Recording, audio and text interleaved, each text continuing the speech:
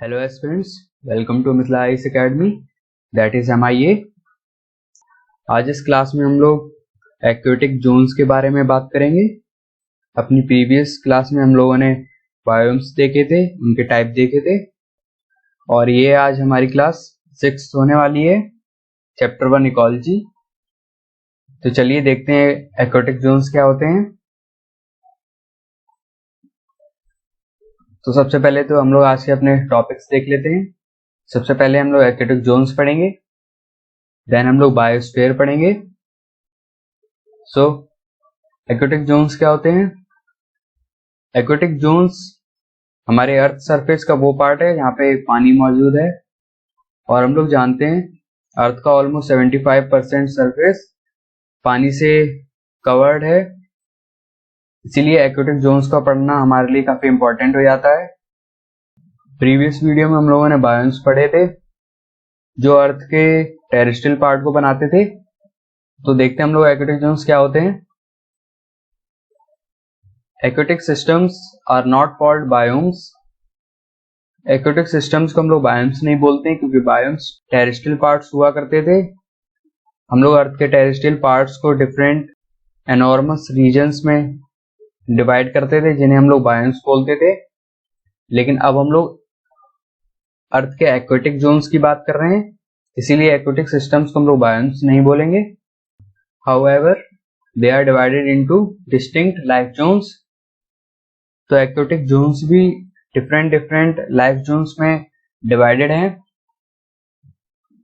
With regions of relatively distinct plant and animal life, जहां पर अलग अलग तरीके के प्लांट्स होते हैं, अलग अलग तरीके के एनिमल लाइफ होती है। The major difference are due to salinity, levels of dissolved nutrients, water temperature, depth of sunlight penetration. तो जब हम लोगों ने बायोम्स पढ़े थे तब भी हम लोगों ने दो फैक्टर्स देखे थे जो किसी भी बायोम की कैरेक्टरिस्टिक्स को डिटरमाइन करते थे। ये बताते थे कि कोई भी बायोम कैसा बनेगा, वो टुंड्रा जैसा काफी ठंडा होगा, या रेन फॉरेस्ट जैसा काफी बारिश वाला होगा, या डेजर्ट जैसा बिल्कुल सूखा या गर्म होगा। वो दो फैक्टर्स थे, temperature and precipitation. Precipitation that is rain and snow. उसी तरीके से एक्वेटिक जोन्स को डिवाइड करने वाले या एक्वेटिक जोन्स की कैरेक्टरिस्टिक्स डिफाइन करने वाले जो मेजर फैक्टर्स होते हैं वो होते हैं सैलिनिटी, मतलब किसी भी एक्वेटिक जोन में कितना नमक है उसको हम लोग सैलिनिटी बोलते हैं। उसमें न्यूट्रिएंट्स कितने डिजॉल्व्ड हैं, और उसके वाटर का टेम्परेचर कितना है, वो कितना ठंडा है या कितना गर्म है।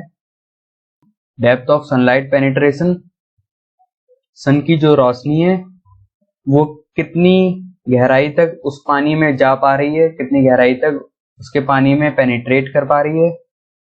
तो ये जो कुछ फैक्टर्स हैं जो किसी भी एक्वेटिक जोन्स को डिफर करते हैं, किसी भी एक्वेटिक जोन्स की कैरेक्टरिस्टिक्स को डिटरमाइन करते हैं। अब हम लोग आगे चलते हैं और देखते हैं एक्वेटिक जोन्स किस किस तरीके के होते हैं। तो सबसे पहले तो हमारा फ्रेश वाटर इकोसिस्टम आता है।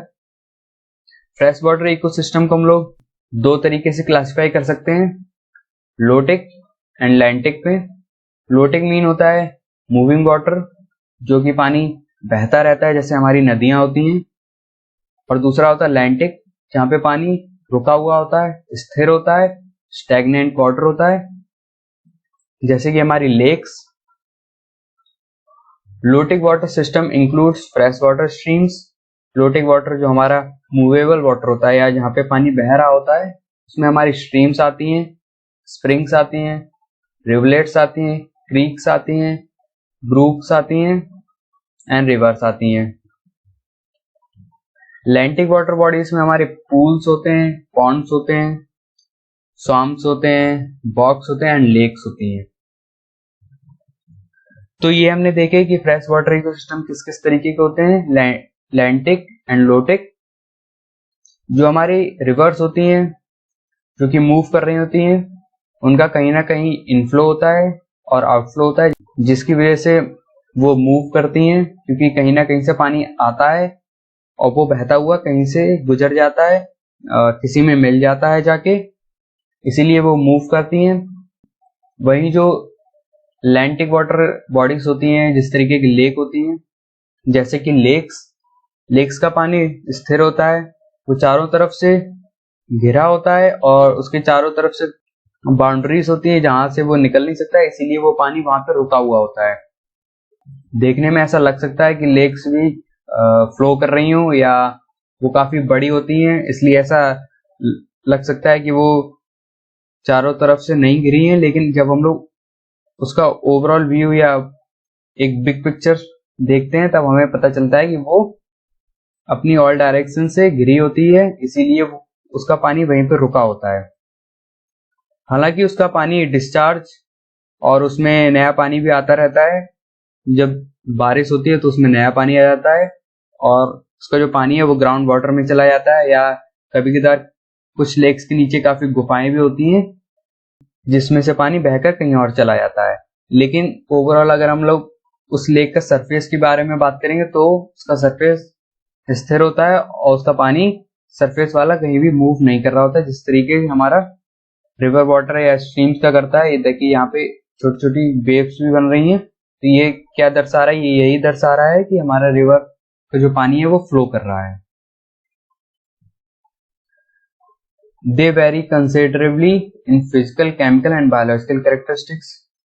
तो जो फ्रेश वाटर इकोसिस्टम होते हैं वो भी आपस में काफी डिफर करते हैं, काफी वेरी करते हैं एक दूसरे से, फिजिकल, केमिकल और बायोलॉजिकल कैरेक्टरिस्टिक्स में।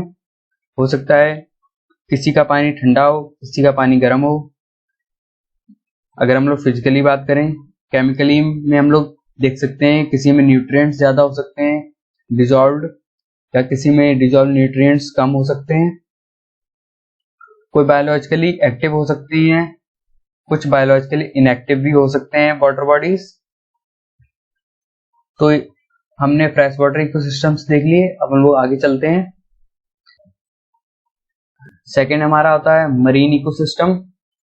मैंने पहले भी बोला था, हमारा जो अर्थ का सरफेस होता है उसका ऑलमोस्ट 3/4 ओशियन से कवर है, मतलब 75% जो अर्थ का सरफेस है वहां पे ओशियन है, जिसकी एवरेज डेप्थ ऑलमोस्ट 3750 मीटर्स होती है। कहीं कहीं ये कम भी हो सकती है, कहीं कहीं वो ज्यादा भी हो सकती है।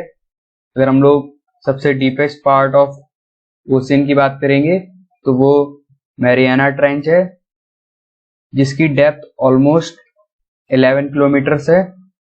अगर हम लोग सैलिनिटी की बात करें तो मरीन इकोसिस्टम में 35 पीपीटी सैलिनिटी होती है, दैट इज 35 पार्ट्स पर 1000, मतलब 1000 वाटर पार्ट्स पे 35 पार्ट्स किसी भी सलाइन कंपाउंड के होंगे, जो भी उसमें सैलिनिटी कॉज कर रहे हैं उसके होंगे। 90% of which is sodium chloride. तो जितने भी हमारे ओशियंस हैं या सी हैं उसमें जो सैलिनिटी कॉज करते हैं कंपाउंड्स, वो 90% हमारा सोडियम क्लोराइड होता है, जिसे हम लोग कॉमन सॉल्ट या टेबल सॉल्ट के नाम से भी जानते हैं, क्योंकि वो नमक आता ही है समुद्र के पानी से, ओशियन के पानी को इवेपोरेट करके बाद में जो नमक बच जाता है वही सोडियम क्लोराइड होता है, उसी से हम लोग हमारे जो कॉमन सॉल्ट है उसे बनाते हैं। तो हम लोग नेक्स्ट देखते हैं। नेक्स्ट हमारी इस्टुरीज आती हैं, जो कि कोस्टल बेस होती हैं, रिवर माउथ्स होते हैं, टाइडल मार्सेस होती हैं। इस्टुरीज वो जगह होती हैं जहाँ पे दो इकोसिस्टम्स मिल रहे होते हैं, that is fresh water ecosystem and marine ecosystem. क्योंकि अभी हमने पढ़ा था रिवर्स फ्रेश वाटर इकोसिस्टम्स के अंदर आती हैं और जो ओशियन से वो हमारा मराइन इकोसिस्टम्स के अंदर आते हैं, इसीलिए इस्टुरीज वो जगह होती है जहाँ पे रिवर ओशियन से मिल रही हो या fresh water ecosystem marine ecosystem से मिल रहा हो। ये दोनों आपस में मिक्स होते हैं टाइड्स के एक्शन की वजह से। ये देखिए, आप यहाँ पे देख भी सकते हैं टाइड्स आ जा रही हैं, जिसकी वजह से जो रिवर का वाटर है वो ओशन वाटर में मिल रहा है या मिक्स हो रहा है। फिशरीज आर हाईली प्रोडक्टिव, वो काफी प्रोडक्टिव होती हैं क्योंकि यहाँ की जो कंडीशंस होती हैं वो काफी फेवरेबल होती हैं, इंटरमीडिएट होती हैं दोनों इकोसिस्टम्स के पर्सपेक्टिव में या रिस्पेक्ट में। तो ये हमने फिशरीज देख ली। अब हम लोग आगे चलते हैं। नेक्स्ट हमारी कोरल रीफ्स आती हैं। कोरल रीफ्स भी काफी इंपॉर्टेंट इकोसिस्टम बनाती हैं और यहाँ पे काफी सारी स्पीसीज और पॉपुलेशन आपस में रहती हैं इंटरलिंक्ड एंड इंटरडिपेंडेंट तरीके से।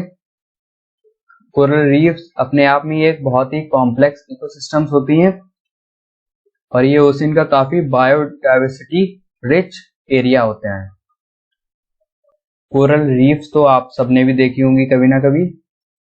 चलिए अब आगे चलते हैं। लास्ट में हमारा मैंग्रोव आते हैं। मैंग्रोव हमारे इकोटोन की जगह पे बनते हैं, जहां पर हमारे जो पेड़ होते हैं या ट्रीज होते हैं वो पानी में सबमर्ज्ड होते हैं।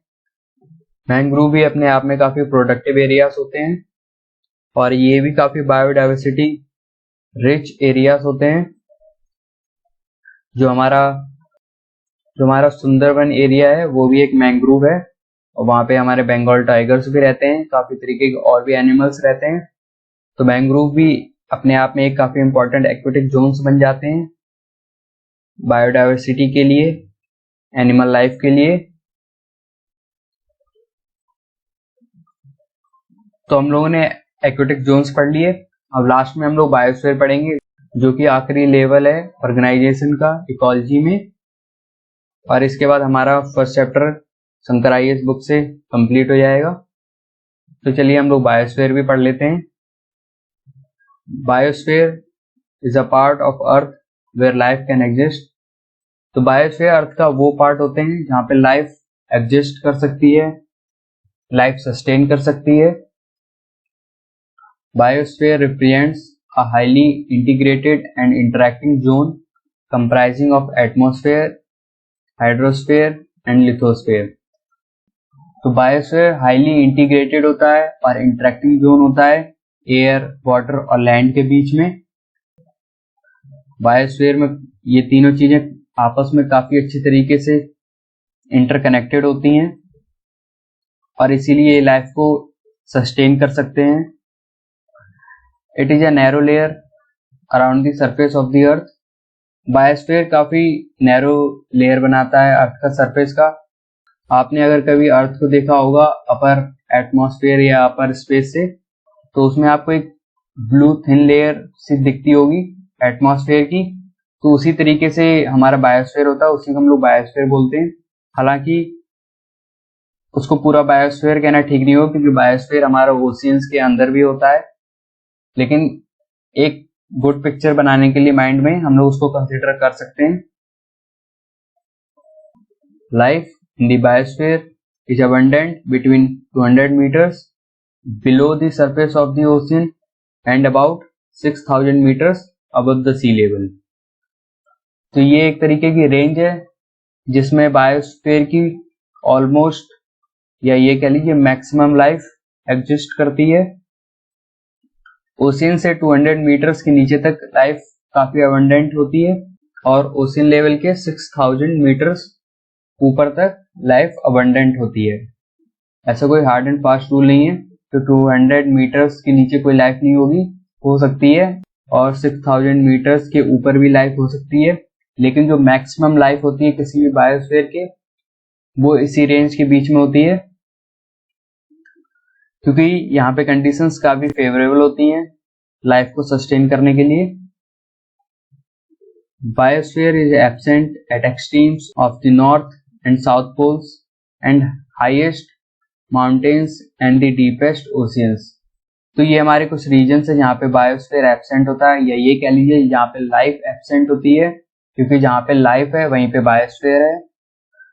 बायोस्फीयर वो पार्ट ही है अर्थ का जहाँ पे लाइफ एग्जिस्ट कर सकती है, इसलिए ये वो पार्ट्स हैं जहाँ पे लाइफ एग्जिस्ट नहीं कर सकती है और इसीलिए वहां पे बायोस्फीयर भी एब्सेंट होता है। जो कि हमारे extremes of north and south poles हैं। वहाँ पे कंडीशंस काफ़ी एक्सट्रीम्स होती हैं। हाईएस्ट माउंटेन्स हैं जैसे माउंट एवरेस्ट हमारा, वहाँ पे लाइफ नहीं होती है। और हमारे deepest oceans for example Mariana trench जैसे जो कुछ पॉइंट्स हैं, वहाँ पे भी बायोस्फीयर एब्सेंट होता है।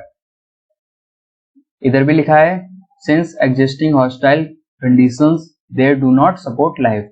वहाँ की जो हॉस्टाइल कंडीशंस होती हैं वो लाइफ को सपोर्ट नहीं करती हैं और इसीलिए बायोस्फीयर वहाँ पे एब्सेंट होता है। The energy required for the life within the biosphere comes from the sun. तो हम लोगों ने अपनी जो पहले की कुछ क्लासेस थी जहाँ पे हम लोग इकोसिस्टम के बारे में पढ़ रहे थे, वहाँ भी हमने देखा था किसी भी इकोसिस्टम में जो फर्स्ट सोर्स ऑफ एनर्जी होता है वो हमारा सन होता है, क्योंकि अल्टीमेटली जो भी हमारी अर्थ पर एनर्जी है वो सन से ही आती है लाइट एनर्जी के रूप में। इसीलिए बायोस्फीयर में लाइफ को जितनी भी एनर्जी की रिक्वायरमेंट्स होती हैं, जितनी भी एनर्जी रिक्वायर्ड होती है, वो सारी हमारी सन से आती है और उस एनर्जी को लेके फिर प्लांट्स फूड बनाते हैं और उसी फूड से सारे ऑर्गेनिज्म सस्टेन करते हैं, सारे स्पीशीज, सारी पॉपुलेशंस, पूरा इकोसिस्टम चलता है। The nutrients necessary for living organism come from air, water and soil.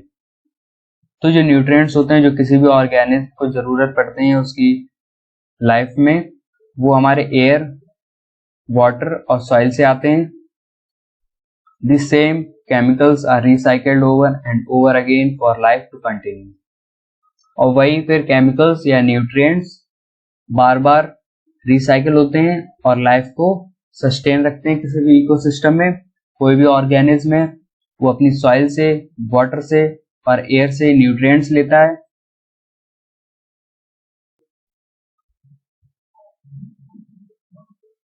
और फिर वो उन न्यूट्रिएंट्स से जीवित रहता है।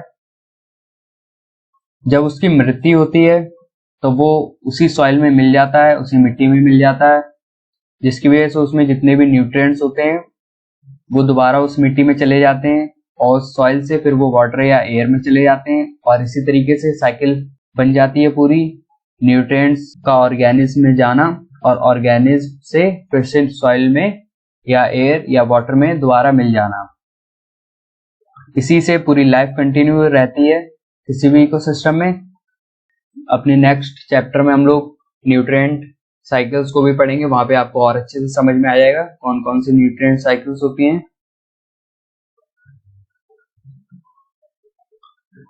Living organism are not uniformly distributed throughout the biosphere। तो जो बायोस्फीयर हमारा पूरा है जहाँ भी लाइफ एग्जिस्ट करती है हमारे अर्थ पर, उसमें लिविंग ऑर्गेनिज्म यूनिफॉर्मली डिस्ट्रीब्यूटेड नहीं होते हैं। कहीं पे ऑर्गेनिज्म काफी नंबर्स में मिल जाएंगे, कहीं पे बिल्कुल भी नहीं मिलेंगे। फॉर एग्जांपल जो हमारे नॉर्थ या साउथ पोल्स होते हैं वहां पे हमें एक या दो ही स्पीसीज देखने को मिलेंगी, बहुत कम देखने को मिलेंगी, उनका नंबर काफी कम होगा। वहीं अगर हम इक्वेटर की बात करें जहाँ पे हमारा ट्रॉपिकल रेन फॉरेस्ट आ जाता है या अमेजोन आ जाता है, अमेजोन एक ट्रॉपिकल रेन फॉरेस्ट का टाइप है, तो वहां पे हमें काफी तरीके के स्पीसीज दिखती हैं, काफी नंबर में ऑर्गेनिज्म दिखते हैं। इसलिए वो यूनिफॉर्मली डिस्ट्रीब्यूटेड नहीं होते हैं, कहीं कहीं बहुत ज्यादा होते हैं, कहीं कहीं बहुत कम होते हैं। So only a few organism live in the polar regions. तो पोलर रीजन्स में काफी कम ऑर्गेनिज्म रहते हैं, while the tropical rainforests have an exceedingly rich diversity of plants and animals that is 50% of the global biodiversity। तो हमने पढ़ा अभी कि पोलर रीजन्स पे काफी कम ऑर्गेनिज्म होते हैं, लेकिन वहीं अगर हम लोग ट्रॉपिकल रेन फॉरेस्ट की बात करें तो वो काफी ज्यादा बायोडाइवर्सिटी रिच होते हैं। वो पूरे अर्थ की 50% बायोडाइवर्सिटी कंट्रीब्यूट करते हैं, या पूरे अर्थ की जो 50% बायोडाइवर्सिटी है वो हमें ट्रॉपिकल रेन फॉरेस्ट में मिलती है।